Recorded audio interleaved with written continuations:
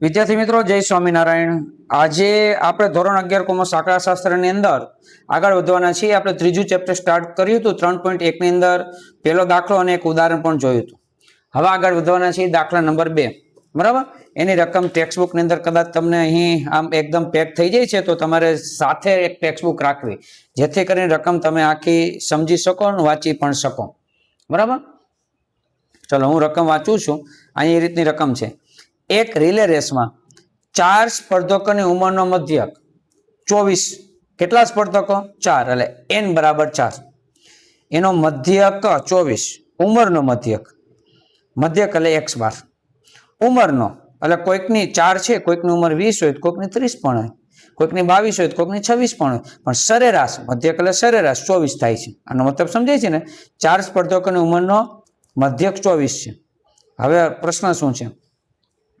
પાછળથી માલુમ પડ્યું હતું કે એક સ્પર્ધકની ઉંમર ખરેખર 27 વર્ષ હતી. 4 માંથી એકની 27, ખરેખર એટલે સાચું કામ. તે 25 વર્ષ એમ ખોટી નોંધવામાં આવી હતી, ભૂલ થઈ ગઈ. 4 માંથી એકની 27 હતી અને નોંધી 25 જ, એટલે મધ્યક ખોટો આવ્યો હોય. આગળ વધીએ. જો ઉંમરનો મધ્યક 25 વર્ષથી વધારે હોય, મધ્યક અત્યારે છે 24, પણ મધ્યક જો 25 વર્ષથી વધારે હોય તો સ્પર્ધામાં ભાગ લઈ શકે નહીં, એવો નિયમ હોય. ઓકે, તો તેનો ઉંમરનો સુધારો કર્યા પછી પણ સ્પર્ધામાં ભાગ લઈ શકશે? ચાલો આપણે આગળ દાખલો કરીએ કે ખરેખર ભાગ લઈ શકે કે નહીં, એના માટેની ગણતરી છે. તો દાખલા નંબર 2.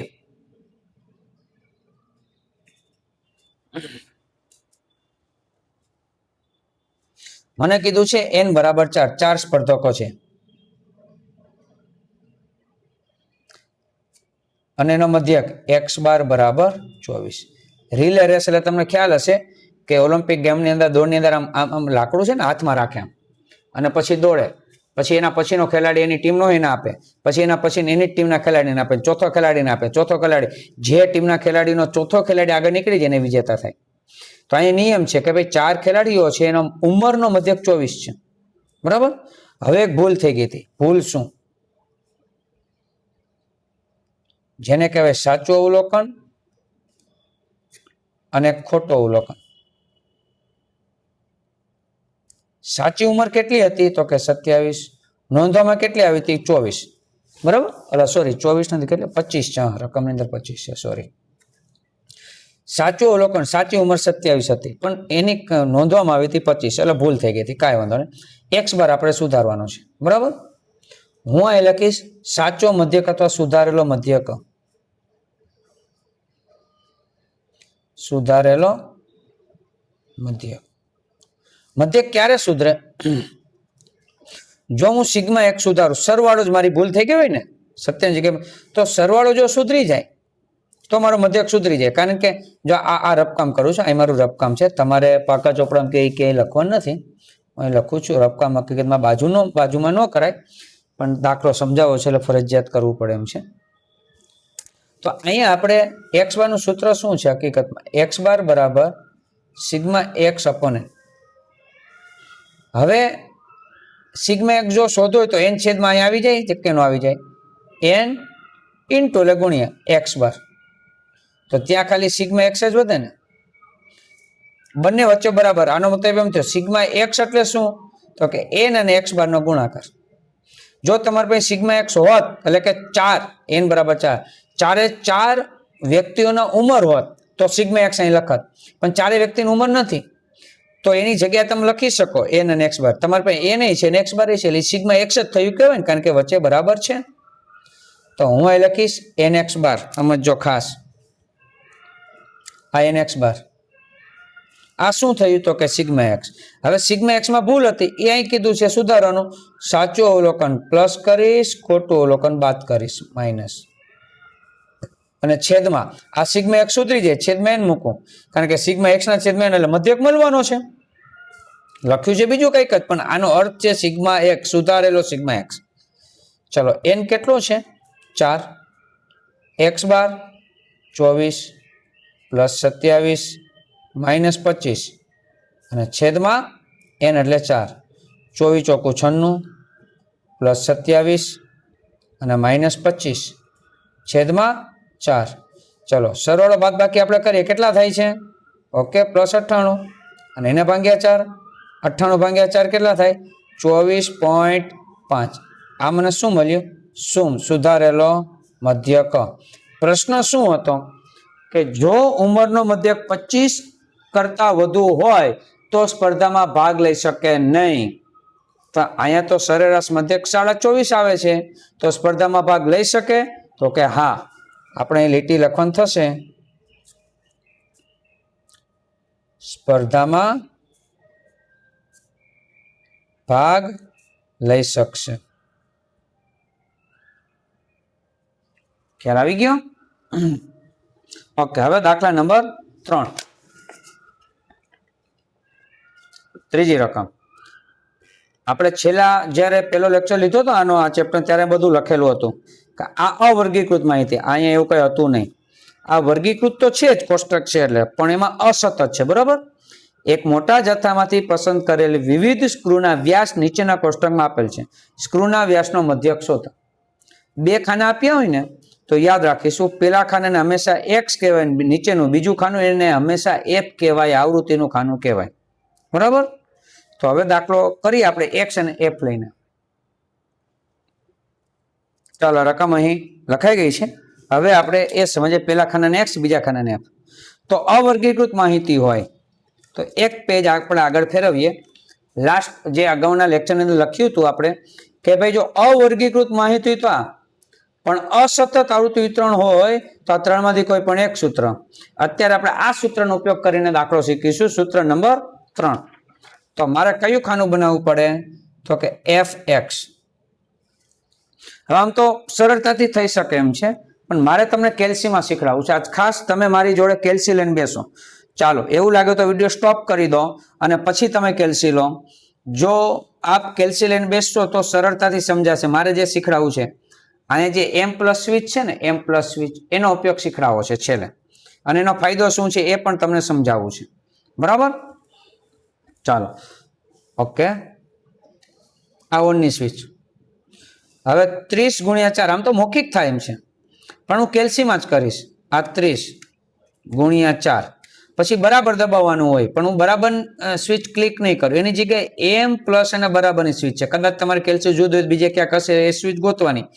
M લખેલ છે, પ્લસ લખેલ છે અને બરાબર લખેલ છે, એ હું ક્લિક કરી. મારે ખાલી બરાબર ની દબાવી, એની જગ્યાએ દબાવી, કોઈ પ્રશ્ન નથી. 120 આવ્યું, હું અહીં લખીશ 120. પછી વચ્ચે કોઈ પણ સ્વિચ નહીં દબાવવાની. 35x10, આ 35 ગુણ્યા આ 10 અને M+ સ્વિચ ક્લિક કરવાનું. બરાબરની જગ્યાએ M+ ખાલી 350. 45x15, સોરી 45, 40x15, 40x15 અને M+ 600. કોઈ પણ પછી વચ્ચે સ્વિચ ક્લિક નથી કરવાની, યાદ રાખજો ખાસ. હવે 45x8, 45x8 અને M+ 360. 50x5, 50, સોરી હવે આ રોંગ થયું હતું, કરેક્ટ. 50x5 બરાબર, અને M+ એટલે 250. 55x3, 55x3 અને M+ એટલે 165. હવે જોવો, આ બધાનો મારે છે ને સરવાળો કરવાનો છે. હવે જો મેં બરાબરની સ્વિચ ક્લિક કરી હોત તો શું થાત? અત્યારે ઓન કરી દેવું પડે, ને પછી એકડો દબાવવાનો, બગડો 0, ને પછી પ્લસની નિશાની, પછી તગડો 5 0, વળી પ્લસ 6 0 0 પ્લસ 3 6, એટલી બધી સ્વિચ ક્લિક કરવી પડે. ત્યારે જ એને થાય. એટલે 3 ને 4 પ્લસ 1 પ્લસની સ્વિચ 4 4 4 4 4 4, તો અહીંયા 6 6 4 24 અને 1 બરાબર 25 સ્વિચ ક્લિક કરો ત્યારે તમને સરવાળો મળે. જો આનો સરવાળો σfx. પણ હવે મેં M+ સ્વિચનો ઉપયોગ કર્યો. હવે શું કરીશ? MRC ની સ્વિચ જો અહીંયા છે, MRC ની લાસ્ટ ની ત્રીજી, એ હું ક્લિક કરીશ તો 1845 સરવાળો એક સ્વિચ ક્લિક કરવાથી મને મળી ગયો. યાદ રાખે, કેલ્સીનો ઉપયોગ કરતા જો આવડતો હોય, એક દાખલે ખાલી 1 જ મિનિટ બચે. તો 10-15 દાખલા હોય તો 15 મિનિટ તમારી બચશે, ક્યાંક ને ક્યાંક, જો કેલ્સીનો ઉપયોગ સારી રીતે કરતા હોય તો. તો ખાસ કરીને આ રીતે તમારે સ્વિચ ક્લિક M+, તમને ખબર પડે કે ગુણાકાર કર્યા પછી જો મારે સરવાળો કરવાની જરૂર પડે એમ છે તો હું ગુણાકાર M+ સ્વિચથી જ કરીશ, જેથી કરીને લાસ્ટમાં MRC ની સ્વિચ ક્લિક કરવાથી મને મળી જાય. આની પ્રેક્ટિસ ખાસ 2, 4, 5 દાખલામાં કરવી, પછી તમે ટેસ્ટ કે પરીક્ષામાં ઉપયોગ કરી શકશો. જો ડાયરેક્ટ ટેસ્ટમાં ઉપયોગ કરશો, બની શકે ઉતાવળમાં ક્યાંક ભૂલ પડે તો દાખલાનો જવાબ નહીં આવે. તો પહેલા વહેલા જ્યારે તમે પ્રેક્ટિસ કરતા હોય ઘરે રહીને, ત્યારે આ એક સ્વિચનો ઉપયોગ કરવો અથવા કેલ્સીનો ભરપૂર ઉપયોગ કરવો, તો જ તમને કેલ્સીનો ઉપયોગ કરતા આવડશે. ઓકે, હવે હું ઓનની સ્વિચ દબી 1845 માં આવ્યા છે. સિગ્મા એફ ના ટોટલને છે ને એન કહેવાય, એન. હવે એનો ટોટલ કરો, કેટલો આવે છે તો કે 45. આ 45. હવે હું દાખલો કરું છું અહીંયા. x બાર બરાબર સિગ્મા fx અપોન n. તો સિગ્મા fx કેટલું છે? 1845. n એટલે 45. ચલો 1845 ભાગ્યા 45 કરો. ઓકે, 41 અને મીમી એવું લખવું પડશે, કારણ રકમની અંદર પેલા ખાનામાં મીમી છે, એક્સ ના ખાનામાં. આપણો જવાબ હંમેશા એક્સ ના ખાનામાંથી હોય. તો એક્સ ના ખાનામાં કઈ કાઉન્સમાં હોય 1000 રૂપિયા, કિગ્રા, મીટર, મીમી, તો એ લખવું પડે. નહીં તો જો માર્ક્સ કાપવા હોય તો શિક્ષક કાપી શકે અડધો માર્ક્સ. તો એક્સ બાર બરાબર 41 મીમી આવ્યું છે. હવે એના જેવો જે દાખલો છે એ આપણે સમજવાનો પ્રયત્ન કરે. ક્યાં ક્યાં એના જેવા દાખલા છે જો. ઉદાહરણ 4, 5 અને 6 હું સમજાવું છું, જે તમારે જાતે કરવાના છે. ઉદાહરણ 4, ઉદાહરણ નંબર 5 અને ઉદાહરણ નંબર 6. હવે એમાં શું છે એ પણ તમને કહીએ છીએ. ઉદાહરણ 4, 5 અને 6 ની અંદર એટલે તમને એક્ઝેક્ટ ખ્યાલ આવે કે સાહેબ આ ફેરફાર મારે કરવો પડશે. આ ઉદાહરણ નંબર 4 તમને દેખાય છે, બરાબર? તો પેલા ખાનાને એક્સ નું ખાનું, બીજા ખાનાને એફ નું ખાનું. તો આપણે જેમ દાખલો કર્યો છે એફ એક્સ ની રીતે જ કર્યો છે. જો આ રહ્યું, પછી દાખલો તમને થઈ જાય. હવે ઉદાહરણ 5 જુદી રીતે છે, પણ હું તમને સમજાવું છું. આપણે આ જ રીતે કરવાનો છે, આમાં જુદી રીતે છે. આ એક્સ, આ એફ, એને ડી ની રીતે દાખલો કર્યો છે. તો આમાં તો ગણેલો છે, તમે જોઈ શકશો. એ બરાબર 120 ગમે તે લઈ શકાય એની જગ્યાએ.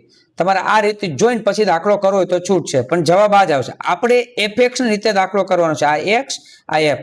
આપણે એફએક્સ ની રીતે દાખલો કરવાનો, જે જવાબ આવે એફએક્સ નો ટોટલ એને ભાગ્યા સિગ્મા એફ. જવાબ તમારો એટલો જ આવી જશે, 117.22. એ જ રીતે ઉદાહરણ 6, આ એક્સ નું ખાનું, આ એફ નું ખાનું. આપણે એફએક્સ ની રીતે M+ સ્વિચનો ઉપયોગ કરીને દાખલો કરવાનો છે, બરાબર મિત્રો? તો સિગ્મા એફએક્સ અપોન n આ રીતે દાખલો થાય અને કરી શકાય, બરાબર? તમને અનુકૂળ આવે, તમને સમજાય તો આ દાખલો કરવાનો. તમારા સ્કૂલના ટીચર, ક્લાસીસ ટીચર જો આ રીતે સમજાવે તો આ રીતે કરવાનો. પણ કોઈ પણ રીતે દાખલો આમાં ક્યાંય લખેલ છે કે આ સૂત્ર મુજબ કરો, અહીં ક્યાંય લખેલ છે નહીં, તો કોઈ પણ રીતે કરી શકાય. તો એફએક્સ ની રીત તમને સરળ પડશે, તો એ રીતે દાખલો કરજો. આ સૂત્રનો ઉપયોગ કરીને આપણે આગળ સમજીશું, એ બીજા દાખલા છે, ત્યારે પણ હું સૂત્રનો ઉપયોગ કરતા શીખવાડીશ કઈ રીતે દાખલો થાય છે. તો અત્યારે આ જે 3 ઉદાહરણ મેં લખ્યા છે 4, 5 અને 6, તમારે આ રીતે ગણવાના છે. ગણાઈ જાય પછી પાછો વિડીયો ઓન કરી અને કોમેન્ટ્સની અંદર લખવાનું, સાહેબ 3 ઉદાહરણ થઈ ગયા છે. અને જો કંઈ પ્રશ્નો હોય તો લખવાનું કે ઉદાહરણ 4 કે 5 કે 6 ની અંદર સાહેબ આ ક્વેરી છે. એટલે એ કોમેન્ટ્સની અંદર તમને એનું સોલ્યુશન આપીશ. ચલો નેક્સ્ટ વિડીયોની અંદર આપણે મળીશું. ત્યાં સુધી બધા જ વિદ્યાર્થી મિત્રોને જય સ્વામિનારાયણ.